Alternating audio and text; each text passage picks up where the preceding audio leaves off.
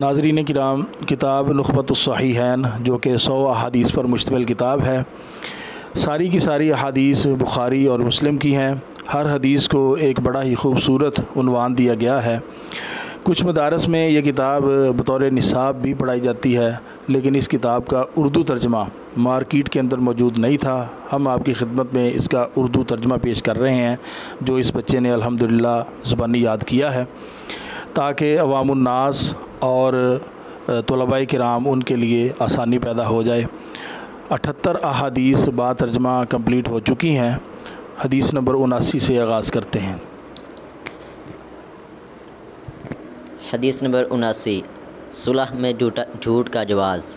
عن کلثوم بنت عقبۃ رضی اللہ عنہا انہا سمعت رسول اللہ صلی اللہ علیہ وسلم یقول۔ سیدہ کلثوم بنت عقبہ رضی اللہ عنہا وہ کہتی ہیں کہ میں نے رسول اللہ صلی اللہ علیہ وسلم کو یہ فرماتے ہوئے سنا، لیس الکذاب الذی یصلح بین الناس، وہ شخص جھوٹا نہیں ہے جو دو لوگوں کے درمیان صلح کرانے کی کوشش کرے، فینمی خیرا، یا اس کے لیے کسی اچھی بات کی چغلی کھائے، او یقول خیرا، یا اسی سلسلے میں کوئی اور اچھی بات کہہ دے۔ حدیث نمبر 80، کسی کی تعریف میں مبالغے کی ممانعت۔ عن ابی موسیٰ رضی اللہ عنہ قال، سیدنا ابو موسیٰ رضی اللہ عنہ فرماتے ہیں، سمع النبی صلی اللہ علیہ وسلم رجلا یثنی علی رجل، رسول اللہ صلی اللہ علیہ وسلم نے کسی شخص کو ایک شخص کی تعریف کرتے ہوئے سنا، یطریہ فی المدح، جو اس کی تعریف میں مبالغہ کر رہا تھا، فقال لقد اہلکتم، تو آپ نے فرمایا تم نے اسے ہلاک کیا، او قطعتم ظہر الرجل، یا اس کی پیٹھ کو کاٹا۔ حدیث نمبر 81، شبہات سے بچاؤ میں اپنے دین و عزت کی سلامتی ہے۔ عن النعمان بن بشیر رضی اللہ عنہما قال، سمعت رسول اللہ صلی اللہ علیہ وسلم یقول، سیدنا نعمان بن بشیر رضی اللہ عنہما فرماتے ہیں کہ میں نے رسول اللہ صلی اللہ علیہ وسلم کو یہ فرماتے ہوئے سنا، ان الحلال بین و ان الحرام بین، بے شک حلال بھی واضح ہے اور حرام بھی واضح ہے، وبینہما مشتبہات، اور ان دونوں حلال و حرام کے درمیان ایسی چیزیں ہیں جو آپس میں ملتی جلتی ہیں، یعنی ان میں شبہ ہے، لا يعلمهن كثير من الناس، انہیں اکثر لوگ نہیں جانتے،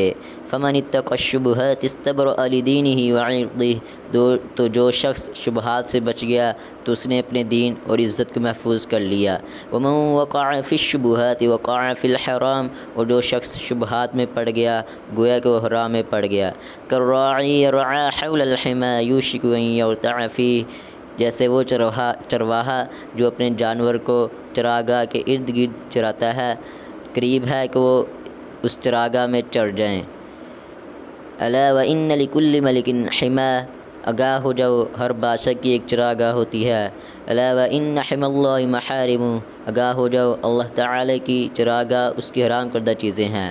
الا وان فی الجسد مضغۃ اذا صلحت صلح الجسد كله، آگاہ ہو جاؤ جسم میں ایک گوشت کا ایک ٹکڑا ہے، اگر وہ سنور گیا تو سارا جسم سنور گیا، وَإِذَا فَسَدَتْ فَسَدَ الْجَسَدُ كُلُّهُ، اگر وہ بگڑ گیا تو سارا جسم بگڑ گیا، أَلَا وَهِيَ الْقَلْبُ، آگاہ ہو جاؤ وہ ٹکڑا دل ہے۔ حدیث نمبر 82، پہلی امتوں کی ہلاکت کا سبب۔ عن ابی ہریرہ رضی اللہ عنہ عن النبی صلی اللہ علیہ وسلم قال، سیدنا ابو ہریرہ رضی اللہ عنہ نبی صلی اللہ علیہ وسلم سے روایت کرتے ہیں، نبی صلی اللہ علیہ وسلم نے فرمایا، دعونی ما ترکتکم، جب تک میں تم سے یکسو رہوں تو تم بھی مجھے چھوڑ دو، یعنی سوالات وغیرہ نہ کرو، فإنما هلك ما كان قبلكم سؤالهم واختلافهم على أنبيائهم، کیونکہ تم سے جو پہلی امتیں تھیں وہ بھی فضول سوالات کرنے اور انبیاء کے سامنے اختلاف کرنے کی وجہ سے تباہ و برباد ہو گئیں۔ شیئا فاجتنبوہ، تو جس چیز سے میں تمہیں روکوں تو تم اس سے پرہیز کرو، وَإِذَا أَمَرْتُكُمْ بِشَيْءٍ فَأْتُوا مِنْهُ مَا اسْتَطَعْتُمْ، اور میں تمہیں جس چیز کا حکم دوں تو جتنی تم میں طاقت ہے اس پر عمل کرو۔